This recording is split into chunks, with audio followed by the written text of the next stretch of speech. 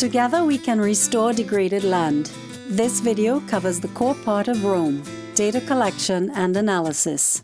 Let's begin with data collection. Data for the analysis can come from a variety of sources.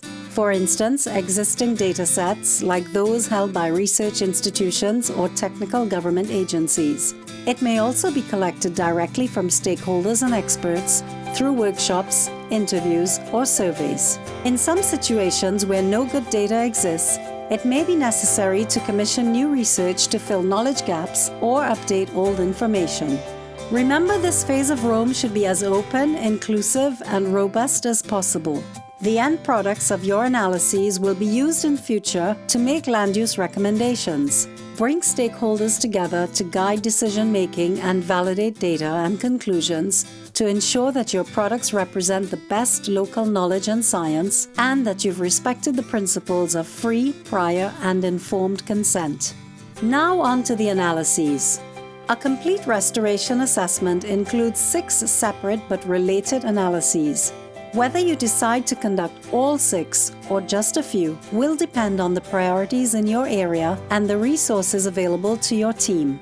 These analyses can be done simultaneously or one after another sequentially.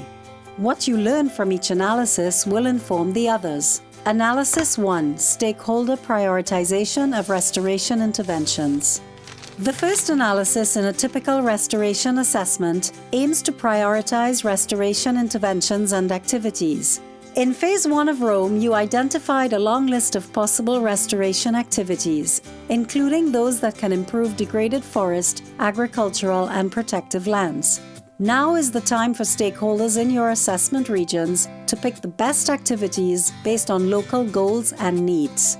Ideally, you will leave this stage with 5 to 15 restoration activities that can be considered priorities. Be prepared to defend this list and have good answers to the question, what makes these activities the best for the region? Analysis 2: Restoration opportunities mapping. The second common analysis is spatial mapping of restoration opportunities, an integral part of any Rome assessment. This stage involves analyzing spatial biophysical data with restoration information to produce maps of where priority restoration activities can take place. There are 2 approaches to mapping: digital mapping and knowledge mapping. Digital mapping uses computer technology to combine layers of geospatial information to test how suitable land is for restoration.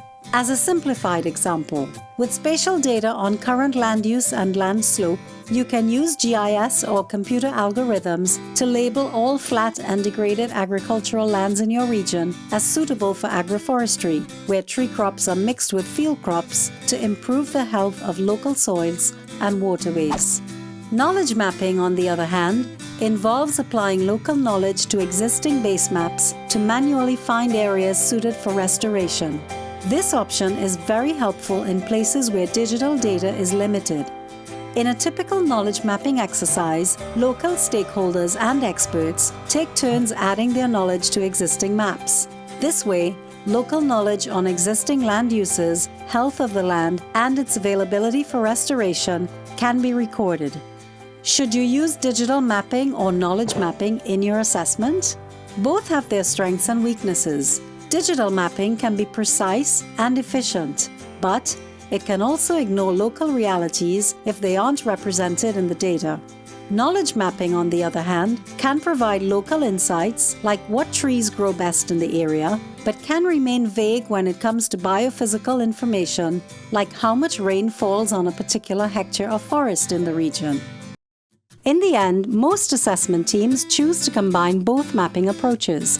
How much you use one over the other may depend on how much digital data is available.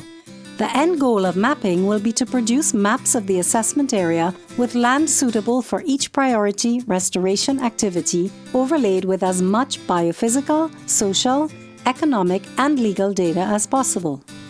A restoration assessment in Mexico produced a final map with 7 layers of information to find and rank priority restoration lands. A map produced in Guatemala, meanwhile, highlighted the best lands for each of the different restoration activities, including mixing trees with field crops to restoring forests and waterway protection. Analysis 3. Restoration Economic Modeling and Valuation. It's important to know where and how restoration should occur, but estimating the costs and benefits of restoration can be just as important. This is particularly true for policymakers who need to know where money must be spent and for whose benefit.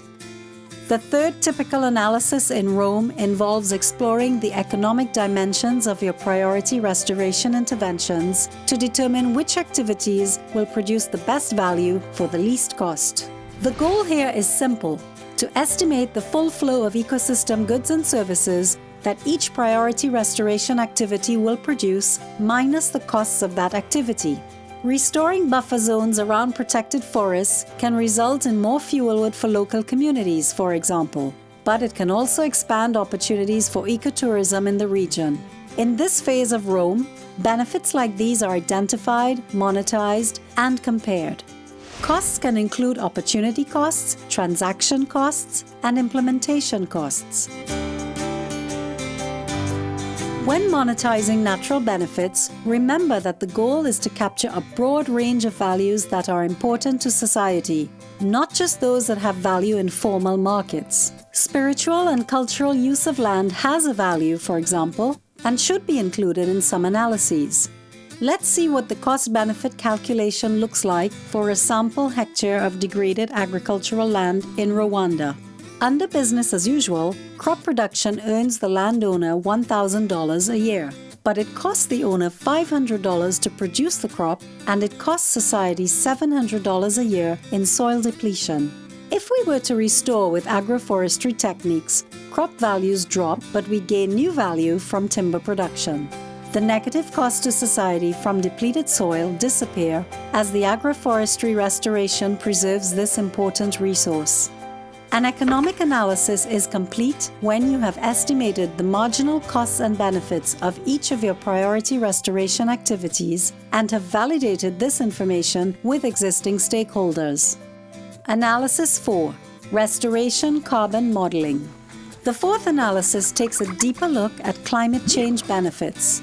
Though an economic analysis will often consider the carbon sequestration benefits of restoration based on potential carbon pricing, it is useful to conduct a more thorough evaluation of the carbon sequestration potential of each restoration activity on your priority list. The Intergovernmental Panel on Climate Change offers several methods for calculating the sequestration potential from land use changes. Once you've calculated the mitigation potential of each restoration activity, you can use that data to inform policy decisions on land use change. This chart shows the carbon sequestration potential of various restoration interventions in Western Africa. Analysis 5. Restoration of presence of key success factors. The fifth analysis helps determine the context for restoration. After evaluating 20 restoration success stories from around the planet, the World Resources Institute and IUCN determined that a number of factors can predict whether restoration activities will be successful in the long run. For example, is there clear motivation for the work among decision makers, landowners, and citizens? Are legal, social, economic, and ecological factors in place to enable the work? Does the implementing institution have the capacity and resources needed for restoration? This analysis of Rome provides a checklist to determine if there will be any obstacles to restoration that you will need to overcome, or whether there are factors that can be strengthened or put in place before work begins.